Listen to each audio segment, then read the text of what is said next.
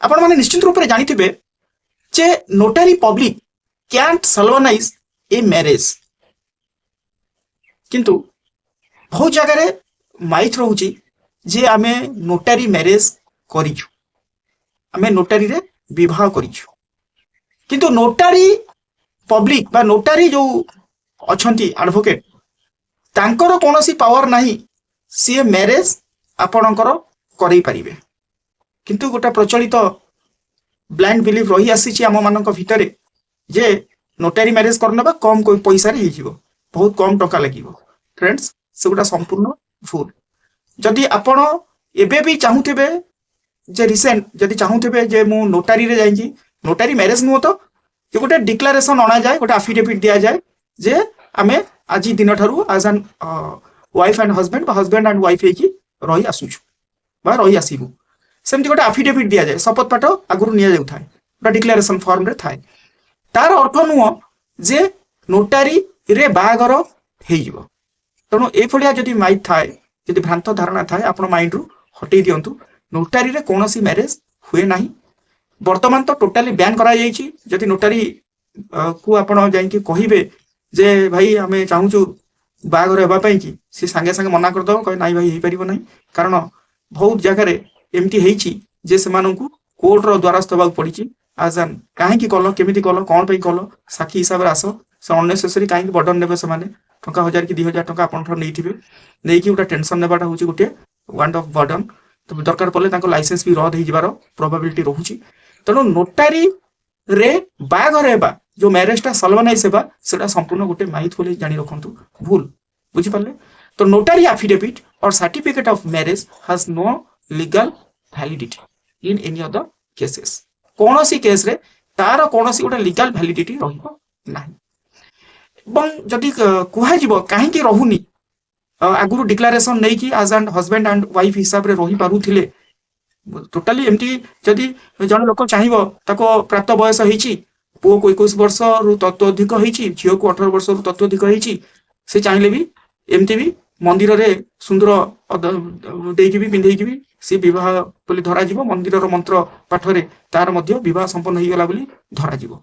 साधारणतः को नोटारी जीवा दरकार नाही किंबा जेमती साधारणतः गोटा विवाह रो होई थाए हमर हां जेमती कोन सब गोटा कोर्ट मैरिज करंती किंतु जो माने इच्छुक अछंती कोर्ट मैरिज करबा पई बा तांको भितर एमती लागुची जे मु जदि कोर्ट मैरिज न करिबे आगु को मो पई प्रॉब्लम हबो एवं सेमाने जदि प्राप्त वयस्क थिबे हां अनसाउंड माइंड हेइ नथिबे तांकर एज झियर 18 वर्ष रु कम हेइ नथिबो पुअर 21 वर्ष रु कम हेइ नथिबो एवं तांकर भितर गुड फेथ रे विवाह करिबा पई चाहूथिबे ताले सेमाने प्रोसीड करि परिबे कोर्ट मैरिज रो हेल्प नै परिबे। तणो आज जो वीडियो रही ए रिगार्डिंग मु आनिबी निश्चित रूप से आपन पई हेल्पफुल रहिबो। वीडियोटी को आरंभ शेष पर्यंत देखिया पे अनुरोध मध्य करिबी। जदि वीडियोटी भल लागे त लाइक शेयर कमेंट और सब्सक्राइब करिवे। नुआ करी आस्तिले ऑल द बेल को हिट करिवे। कोन कोन सब डॉक्यूमेंट्स रहूची आवश्यक करूछु जदि जने एस्पिरेंट अछंती कोर्ट मैरिज करिवा पई कि तांको पाखरे कोन कोन डॉक्यूमेंट्स थिबा दरकार ओके बोथ एवं एमती भी क्वेश्चन मध्य आसीची कमेंट मध्य आसीची से आमे ऑलरेडी विवाह करि सारिछु एवं विवाह करि साला परे जेमती रीति रिवाज अनुसार हमर विवाह संपन्न होईछि एवं हेई साला परे भी आमे चाहूछु कोर्ट मैरिज करिवा पई कि हेई परिबो कि नाही। फ्रेंड्स हेई परिबो नो डाउट। सेति भाई आपनकर प्रोविजन रहूछि section 15 of Hindu sorry special marriage act 1954 रहूछि। आपन चाहिले सेक्शन 15 अनुसार विवाह करि परिबे। जदियो आपनकर पूर्वरु कोन हिछि ना विवाह संपन्न कार्य हेई सारिछि आपनकर रीति रिवाज अनुसार तथापि आपण विवाह करिवे एज पर कोन section 15 of special marriage act अनुसार नो डाउट। एवं आउ किछि किछि जो माने मैरिज करि नाहंती तांकर रीति रिवाज अनुसार एवं से माने संपूर्ण कोन होछि प्राप्त वयस्क हेई सारिचंती आईन अनुसार तांको स्वीकृति दिया जाइछि बयसर एवं से माने जदि विवाह करिया पई चाहूचंती ताले ता पई के मध्य किछि कंडीशन अछि से बाबत रे मध्य हम आलोचना करी। तेणु ये कही रखुची जे नोटारी रे प्रॉब्लम कौन ही थाए जे सेमान तो खाली डिक्लेरेशन कर दियंती देखिबे तमे को मंदिर रे बाहागर हेइछ कि नाही मंदिर रे गोटे रिसीट देबे ସେଠି ଡିକ୍ଲାରେସନ କରିଦେବେ, ଛାଡ଼ି ଦିଅନ୍ତି। ଆଗରୁ ହଉଥିଲା ଡିକ୍ଲାରେସନ, ମାନେ ପୁରା ଶପଥ ପାଠ କରୁଥିଲେ, ହଉଥିଲା। କିନ୍ତୁ ବହୁତ ଜାଗାରେ ହେଇଥାଏ ଯେ ସପୋଜ ଝିଅ ର ବୟସ କମ ହେଇଥିବ, ଝିଅର ବୟସ କମ ହେଲେ ତ ସେ କେବେ କରିବେନି, କିନ୍ତୁ ଯଦି ବା ଝିଅର ବୟସ ଅଧିକ ଅଛି, ଆଇନ ଅନୁସାରେ ତାର ବୟସ ହେଇଯାଇଛି ବିବାହ ହେବା ପାଇଁକି, ବୋଥ ପୁଅ ଆଉ ଝିଅର, କିନ୍ତୁ ତ ଝିଅକୁ କଣ ହଉଛି ନା ଟ୍ରାକ୍ କରାହେଇକି ବା କୌଣସି ପ୍ରଲୋଭନ ଦେଖା ହେଇକି ତା ବାପା ମା ତାକୁ ନେଇକି ଆସିଛନ୍ତି ଝିଅର, ମୁଁ ଏକ୍ସାମ୍ପଲ ଜଷ୍ଟ କହୁଛି, ଏବଂ ତାକୁ ମେଣ୍ଟାଲି ଟର୍ଚର ମଧ୍ୟ କରାଯାଇଥିବ। ହଁ, ଏବଂ ପରବର୍ତ୍ତୀ ପର୍ଯ୍ୟାୟରେ ସେ କହିବ ଯେ ମୋର ଇଚ୍ଛା ନଥିଲା, ବାପା ମାଙ୍କର କଥାକୁ ସେ ଧରିବ।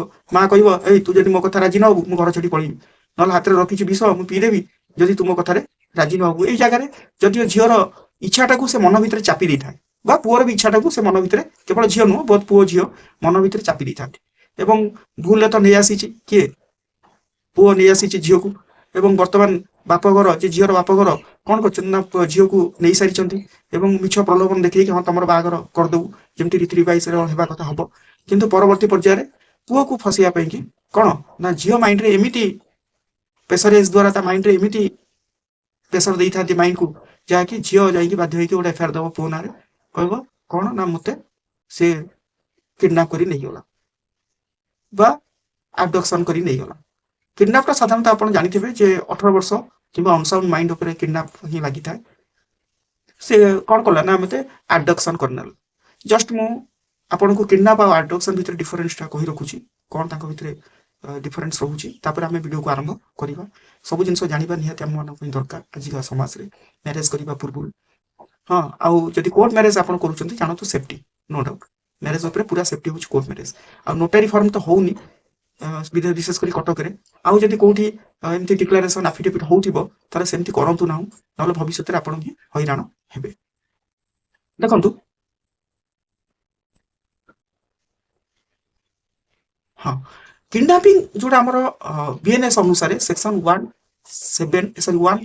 137 କହୁଛି କିଡନାପ, ଏବଂ ଆଗରୁ ସେଟା ଆଇପିସି ର 363 ଥିଲା। ସାଧାରଣତଃ କିଡନାପ ହଉଛି କଣ, ଗୋଟେ 18 ବର୍ଷ ରୁ କମ ହେଇଥିବ, 18 ବର୍ଷ କିମ୍ବା 18 ବର୍ଷରୁ କମ, 18 ବର୍ଷରୁ କମ ଗୋଟେ ଫିମେଲ ହେଇଥିବ ଝିଅ, କିମ୍ବା 16 ବର୍ଷରୁ କମ ଗୋଟେ ପୁଅ ହେଇଥିବ, ବା ଯେକୌଣସି ବୟସର ଗୋଟେ ଅନସାଉଣ୍ଡ ମାଇଣ୍ଡ ହେଇଥିବ।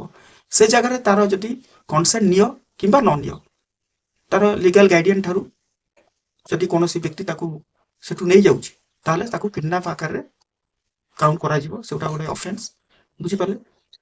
ଯଦି ଏମିତି କୁହାଯିବ, kidnapping is a specific to children under the age of 18 for female and under the age of 16 for male or any other ages of unsound mind people। ଆଉ କନସେଣ୍ଟ କଥା ଯଦି କହିବ, ତାହେଲେ କିଡନାପରେ କୌଣସି କନସେଣ୍ଟ ଥାଉ କି ନଥାଉ ପିଲାର, that can not be consider, ହଁ that is irrelevant. But abduction କେସରେ ଭିକ୍ଟିମର କନସେଣ୍ଟ ହଉଛି that is almost essential or crucial. ଯଦି ସେ ଭଲେଣ୍ଟାରୀ ଆସିଥିବ, ଇଚ୍ଛା ଅନୁସାରେ ଆସିଥିବ, ତାହେଲେ that can not be considered as an abduction, ତାକୁ ଆବଡକ୍ସନ ବୋଲି କୁହାଯିବ ନାହିଁ। ଏବଂ ଆବଡକ୍ସନ କଥା ଯଦି ଆମେ କହିବା, ତାହେଲେ ବିଏନଏସ୍ ର 138 ରେ କହୁଛି, ସେକ୍ସନ 138 ରେ ସେଇ ରିଗାର୍ଡିଂ କହୁଛି।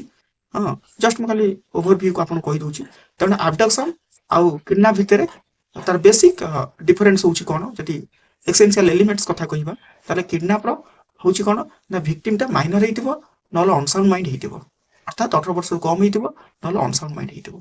ଆଉ ଆକ୍ଟ ଅଫ ଟେକିଂ ଅର୍ ଏଣ୍ଟାଇନ୍ସିଂ, ତାକୁ ନେଇକି ଯାଉଥିବେ ବା କୌଣସି ଏଣ୍ଟାଇନ୍ସିଂ ମାନେ ପ୍ରଲୋଭନ କରିକି ତାକୁ ଗୋଟେ ସ୍ଥାନକୁ ଆଉ ଗୋଟେ ସ୍ଥାନକୁ ନିଆଯାଇଥିବା।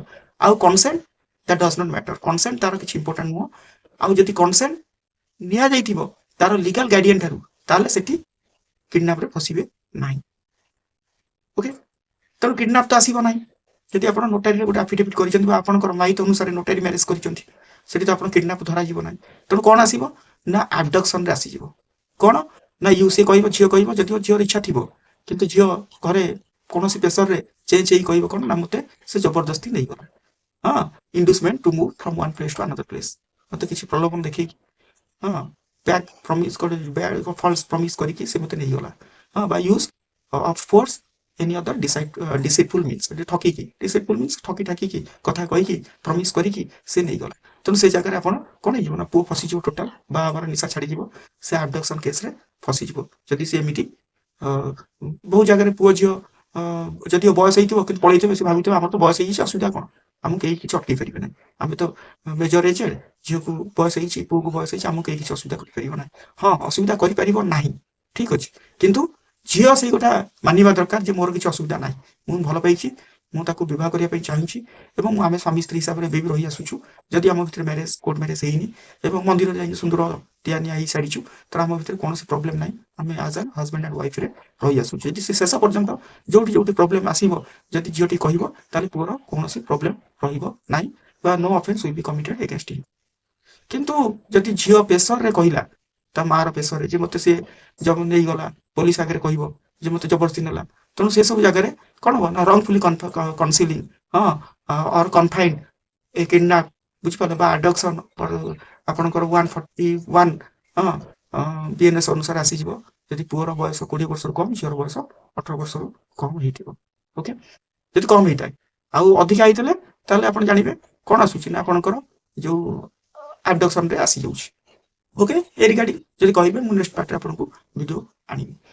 ଏବଂ ଝିଅ ଯଦି ରାଜି ହେଇଗଲା ସେଥିପାଇଁ କୌଣସି ପ୍ରୋବ୍ଲେମ ନାହିଁ, ଝିଅ ଯଦି କହିବ ହଁ ବୋଲି କହିଲା ତାହେଲେ ନୋ ପ୍ରୋବ୍ଲେମ। କିନ୍ତୁ ବହୁତ ଜାଗାରେ ପ୍ରେସର, ପ୍ରାୟ ଜାଗାରେ ଏମିତି ହେଇଥାଏ, ହଁ, ତେଣୁ ଝିଅକୁ ଚେଞ୍ଜ ହେଇବାକୁ ପଡିଥାଏ ଏବଂ ପୁଅ ଫସିବାର ମଧ୍ୟ ପ୍ରୋବାବିଲିଟି ବହୁତ ଥାଏ।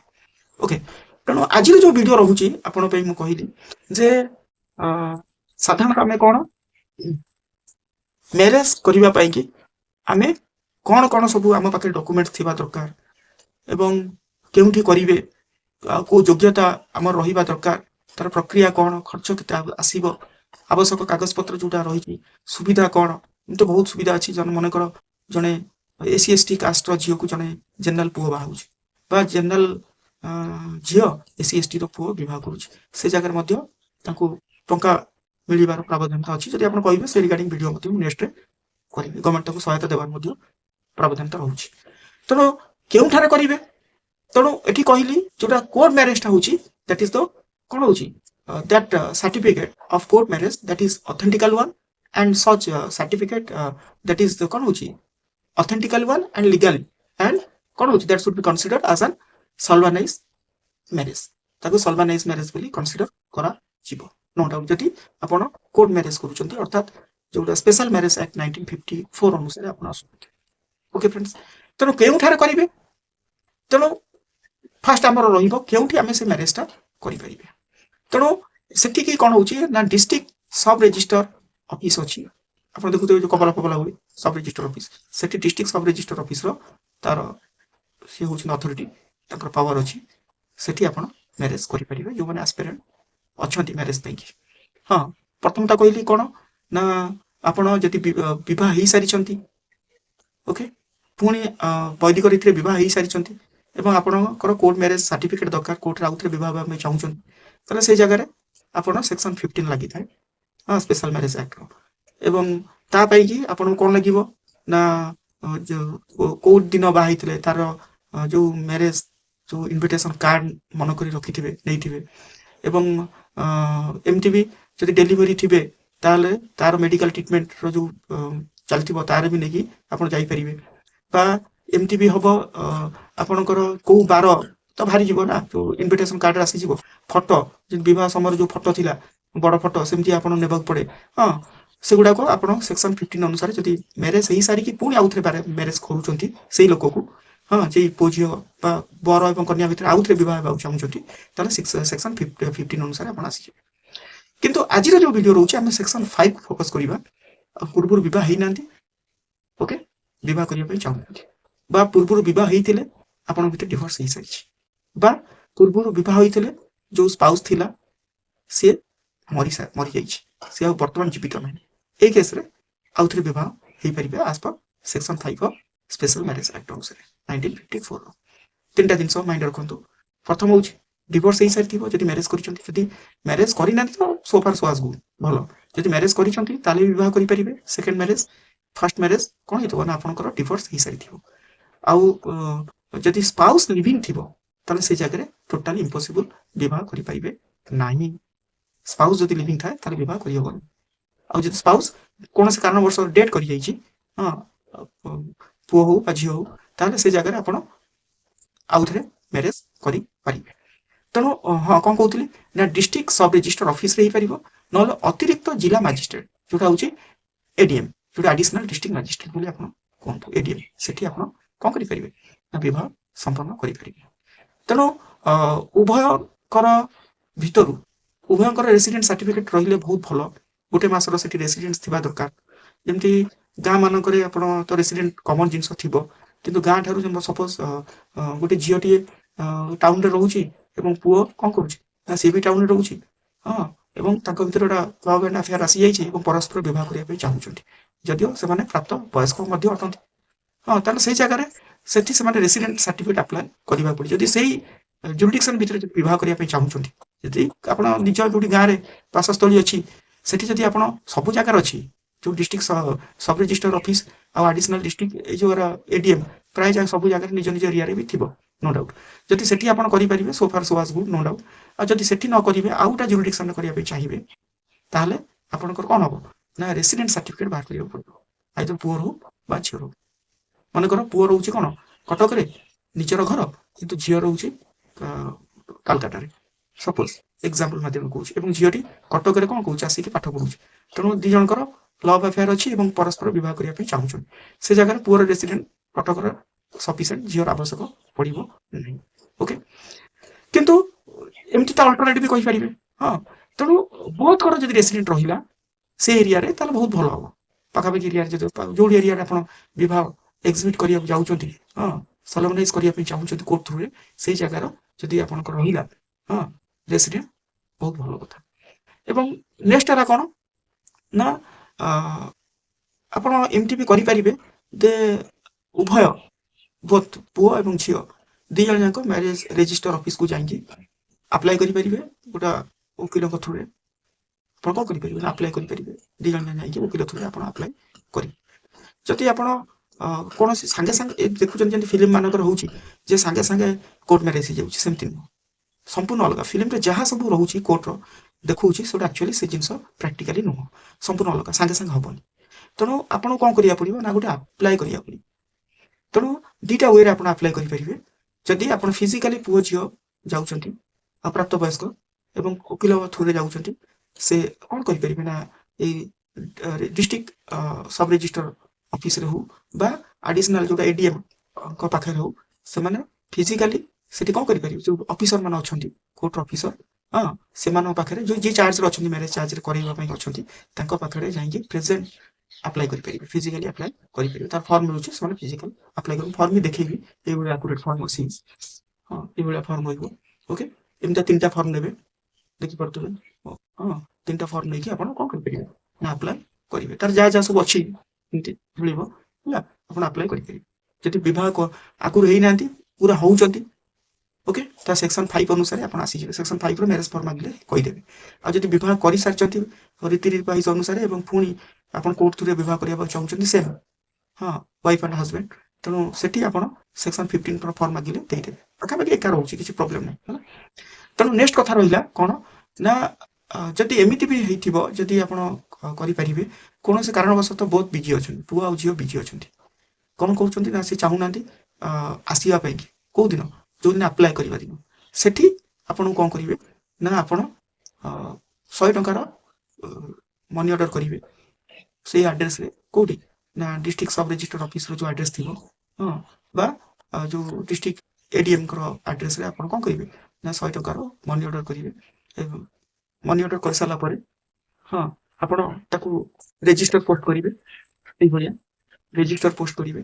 ଓକେ, ଏବଂ ରେଜିଷ୍ଟର ମନି ଅର୍ଡର କରିକି ତାକୁ ଡିଷ୍ଟ୍ରିକ୍ଟ ମ୍ୟାରେଜ ଅଫିସର, ଯୋଉଠି ଡିଷ୍ଟ୍ରିକ୍ଟ ମ୍ୟାରେଜ ଅଫିସର, ହଁ, ଏବଂ ଯୋଉଟା ହଉଛି DSR, ହଁ, ଯୋଉ ଜାଗା ଏରିଆ ଥିବ, ଏମିତି କଟକ ଭୁବନେଶ୍ୱର ଯୋଉଠି ଥିବ ସେ ନେବେ, ବା ଯୋଉଟା ଅତିରିକ୍ତ ଜିଲ୍ଲା ମାଜିଷ୍ଟ୍ରେଟ ତାଙ୍କର ଯଦି ବା ଆଡିସନାଲ ଡିଷ୍ଟ୍ରିକ୍ଟ ମାଜିଷ୍ଟ୍ରେଟ ଏଡିଏମ୍ ତାଙ୍କର ଯେମିତି ଲେଖିକି ଆପଣ ତାଙ୍କର ଆଡ୍ରେସ କରିକି କ'ଣ କରିପାରିବେ ନା ପୋଷ୍ଟାଲରେ 100 ଟଙ୍କାର ମନି ଅର୍ଡର କରିବେ ଏବଂ ତା ସହିତ ରେଜିଷ୍ଟ୍ରି ପୋଷ୍ଟ ମଧ୍ୟ କରିପାରିବେ ବା ସ୍ପିଡ୍ ପୋଷ୍ଟ ମଧ୍ୟ କରିପାରିବେ।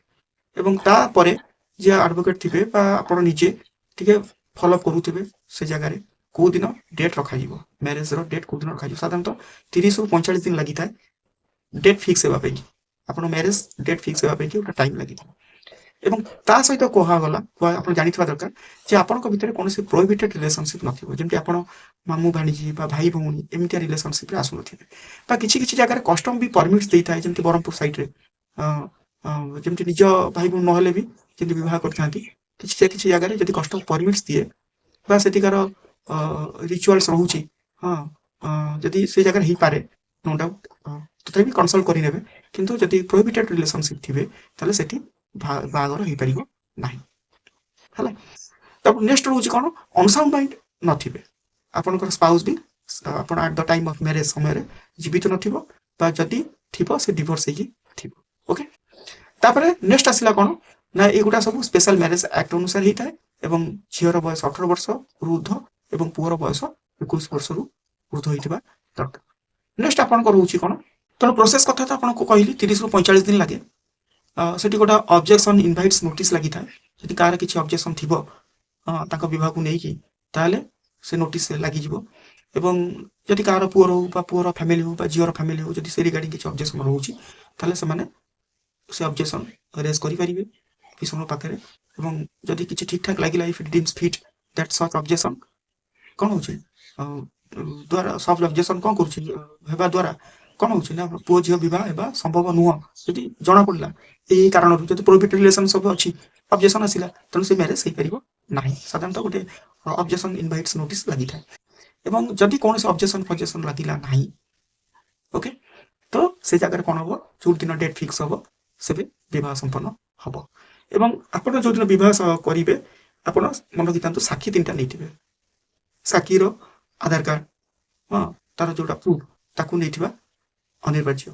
ଏବଂ ଆପଣଙ୍କର ଯଦି ଡକୁମେଣ୍ଟସ୍ କଥା କୁହାଯିବ, ତାହେଲେ ଆପଣଙ୍କର ଡକୁମେଣ୍ଟସ୍ ହିସାବରେ ଆପଣଙ୍କର ଆଧାର କାର୍ଡ ଯୋଉଟା ରେସିଡେଣ୍ଟ ପ୍ରୁଫ୍ ଦେଖେଇବ, ଏବଂ ଆଡ୍ରେସ୍ ପ୍ରୁଫ୍ ଯୋଉଟା ରେସିଡେଣ୍ଟ ପ୍ରୁଫ୍ ଦେଖଉଛି, ଆଇଡେଣ୍ଟି ପ୍ରୁଫ୍ ଦେଖଉଛି, ଆଧାର କାର୍ଡ ଗୋଟେ enough, photo passport size photo, ଏବଂ ତା ସହିତ ଆପଣଙ୍କର ବାର୍ଥ ସାର୍ଟିଫିକେଟ୍ ନେଇଥିବେ ଯଦି ଥାଏ, ନହେଲେ ମାଟ୍ରିକ ସାର୍ଟିଫିକେଟକୁ ନେଇକି ଯିବେ। ମାଟ୍ରିକ ସାର୍ଟିଫିକେଟରେ ବି ବାର୍ଥ ରହୁଛି, ବାର୍ଥ ଡେଟ୍ ଅଫ୍ ବାର୍ଥ ରହୁଛି, ନହେଲେ ବାର୍ଥ ସାର୍ଟିଫିକେଟ୍ ନେବା ଭଲ। ଏବଂ ଯୋଉଦିନ ମ୍ୟାରେଜ ହବ, ଯୋଉ ଡେଟ୍ରେ ମ୍ୟାରେଜ ଅଛି, ସେଇଦିନ ଏଇସବୁ ଜିନିଷ ନେଇକି ଯିବେ ନିଶ୍ଚିନ୍ତ। ଏବଂ ତା ପୂର୍ବରୁ ଏଇ ଯାହା ଯାହା ଡକୁମେଣ୍ଟସ୍ ଯୋଉ ଯୋଉଟା at the time of registration of marriage ବା ଆଟ୍ ଦ ଟାଇମ୍ ଅଫ୍ ଯୋଉ ରେଜିଷ୍ଟର ଅଫିସରେ ଏଇ ସବୁ ଯୋଉ ଜିନିଷ ଯୋଉ ଜିନିଷ ମୁଁ ଆପଣଙ୍କୁ କହିଲି ଆବଶ୍ୟକ କରୁଛି, ଯୋଉ ଡକୁମେଣ୍ଟସ୍, ସେଇ ଡକୁମେଣ୍ଟସକୁ ଏକ୍ଜାକ୍ଟଲି ଆପଣ କ'ଣ କରିଦେବେ, ସେଇ ଫର୍ମ ସହିତ ତାକୁ ଆନେକ୍ସ କରିକି ଆପଣ ଆଇଦର ଫିଜିକାଲି ମୁଡ୍, ଯୋଉ 30 ଦିନ ପୂର୍ବରୁ ଯୋଉ ପ୍ରଥମ ଆସିଥିବେ, ଫିଜିକାଲି ମୁଡ୍ରେ ବହୁତ ପୁଅ ଆଉ ଝିଅ ଆସିକି ରେଜିଷ୍ଟର ଅଫିସରେ ଦେଇକି ଯାଇଥିବେ, ନହେଲେ ଆପଣ 100 ଟଙ୍କାର ମନି ଅର୍ଡର କରିକି ସ୍ପିଡି ପୋଷ୍ଟରେ ଦେଇଥିବେ। ଏହା ହେଉଛି କ'ଣ ପ୍ରୋସେସ୍। ଏମିତି କିଛି ପ୍ରୋବ୍ଲେମ୍ ଫେସ୍ ହୋଇନଥାନ୍ତି, ପ୍ରାୟ ହେଇଯାଇଥାଏ, କିନ୍ତୁ ଏଗୁଡ଼ା ହେଉଛି ନିୟମ। 30ରୁ 45 ଦିନ ଆପଣଙ୍କୁ ଲାଗିଥାଏ, ଯୋଉ ଡେଟ୍ ଅଫ୍ ଆପ୍ଲିକେସନ୍ ଠାରୁ, ଆପ୍ଲାଏ କରିବା ଠାରୁ 30ରୁ 45 ଦିନ ଆପଣ ଲାଗିଥାଏ ମ୍ୟାରେଜ ହେବା ପାଇଁକି। କ'ଣ ପାଇଁକି ନା ଅବଜେକ୍ସନ୍ ଇନଭାଇଟ୍ସ ନୋଟିସ୍ ଥାଏ ଏବଂ ସବୁ ପ୍ରକ୍ରିୟା ଯାହା ସବୁ ଆପଣ କହିଲି, ସେଠି ଫଟୋ ବି ଆଟାଚ୍ କରିକି ପଠେଇବେ, ଫଟୋ, ଆଧାର କାର୍ଡ, ଜେରକ୍ସ ସବୁ ସାଇନ୍ କରିକି, ଏବଂ ଫର୍ମ 3ଟା ନେବେ, ତା ଦେହରେ ସାଇନ୍ କରିବେ, ତାକୁ ଫିଲ୍ଅପ୍ କରିବେ, ଏବଂ ତାଙ୍କ ଭିତରୁ ଯାହାର ଜଣଙ୍କର ଆଇଦର ପୁଅ ହଉ ବା ଝିଅର ହଉ ଜଣଙ୍କ ରେସିଡେଣ୍ଟ ସାର୍ଟିଫିକେଟ୍ ଆବଶ୍ୟକ କରିବ, ରେସିଡେଣ୍ଟ ସାର୍ଟିଫିକେଟ୍ ବି ଆଟାଚ୍ କରିଥିବେ। ଓକେ, ଆଉ passport size photo, resident certificate, Aadhaar card ପରସ୍ପର ଉଭୟଙ୍କର, ହେଲା, ରେସିଡେଣ୍ଟ ଯାହାର ଜଣଙ୍କର ହେଲେ ଚଳିଯିବ, ଉଭୟଙ୍କର ଆଧାର କାର୍ଡ ଆଉ ଫଟୋ 2ଟା, ଆଉ ଆପଣଙ୍କର ଯୋଉଟା ରହିଲା ମାଟ୍ରିକ ସାର୍ଟିଫିକେଟ୍ 2ଟା ଆପଣ ଆଟାଚ୍ କରିକି କ'ଣ 100 ଟଙ୍କାର, ଯଦି ଆପଣ ନ ଯାଇପାରୁଛନ୍ତି 100 ଟଙ୍କାର ମନି ଡ୍ରାଫ୍ଟ ସହିତ ରେଜିଷ୍ଟ୍ରି ପୋଷ୍ଟ କରିବାକୁ ପଡ଼ିଥାଏ। ଏବଂ ତାପରେ ଯେବେ ଆପଣ ମ୍ୟାରେଜ ହବ, ସେଇ ଡକୁମେଣ୍ଟସ୍ ଅରିଜିନାଲ ଗୁଡ଼ିକ ନେଇକି ଯାଇଥିବେ, ତା ସହିତ ଜେରକ୍ସ ମଧ୍ୟ ନେଇକି ଯାଇଥିବେ। ଏବଂ ଖର୍ଚ୍ଚ କଥା ଯଦି କୁହାଯିବ, ବହୁତ ଜାଗାରେ ଭେରି କରେ, ତଥାପି ଆପ୍ରୋକ୍ସିମେଟଲି 4ରୁ 7-8 ହଜାର ଭଳିଆ ଆପଣଙ୍କୁ ଖର୍ଚ୍ଚ ଲାଗିଯାଏ। ଓକିଲଙ୍କର ଚାର୍ଜେସ୍, ରେଜିଷ୍ଟ୍ରି ଚାର୍ଜ ଏମିତି ଲାଗି ଯାଇଥାଏ। ଓକେ ଫ୍ରେଣ୍ଡ, ଜୟ ଜଗନ୍ନାଥ। ଭିଡ଼ିଓଟି ଏତିକି। ଯଦି ଭିଡ଼ିଓ ଭଲ ଲାଗିବ, ଲାଇକ୍, ସେୟାର, କମେଣ୍ଟ ଆଉ ସବସ୍କ୍ରାଇବ୍ କରିବା ସହିତ ନୂଆ କରି ଆସିଥିଲେ ଅଲ୍ ବେଲ୍କୁ ହିଟ୍ କରିବେ, ଯାହାଫଳରେ ଭିଡ଼ିଓ ଅପଲୋଡ଼ କରୁ ସର୍ବପ୍ରଥମେ ନୋଟିଫିକେସନ୍ ପାଇଯିବେ। ଓକେ, ଜୟ ଜଗନ୍ନାଥ। ଥ୍ୟାଙ୍କ୍ସ ଫର ୱାଚିଂ ମାଇ ଭିଡ଼ିଓ।